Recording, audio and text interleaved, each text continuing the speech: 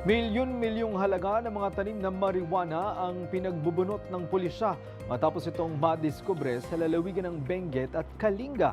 Habang dalawang suspect naman na sangkot sa pagnanakaw ng isang motorsiklo ang naaresto. Ang mga suspect na huli pa sa aktong akay-akay ang kanilang ninakaw na motor. Si Jap Regala para sa 13 sa tanghali.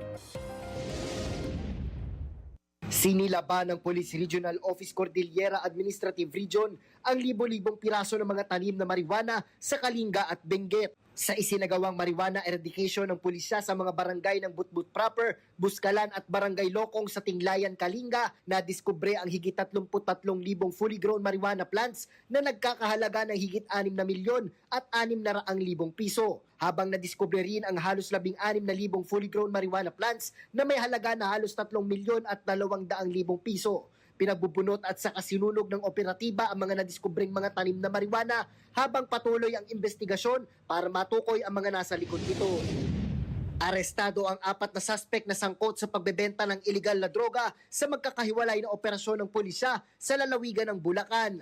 Sa ikinasang bypass operation ng Bulacan Police sa Barangay Peñabatan, Pulilan, Bulacan, nadakip ang isang suspect at na-recover sa kanya ang 4 na plastic sachet ng inihinalang shabu na nagkakahalaga ng higit 18,000 piso.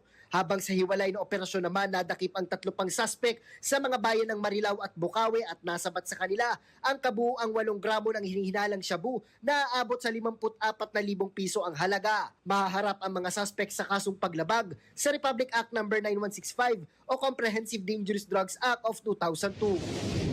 Timbog ang 2 suspect na sangkot sa pagnanakaw ng isang motorsiklo sa Barangay Graceville, San Jose del Monte, Bulacan. Ayon sa ulat, napansin ng isang concerned citizen ang mga suspect na inaakay ang isang motorsiklo kaya agad itong tumawag ng tulong sa pulisya at dito na nadakip ang mga suspect. Nasa kustodiya na ng pulisya ang mga suspect habang na-recover naman ang motorsiklong kanilang tinangay. Para sa totoong balita sa Bagong Pilipinas, Jap Regala, 13 sa tanghali ng Congress TV.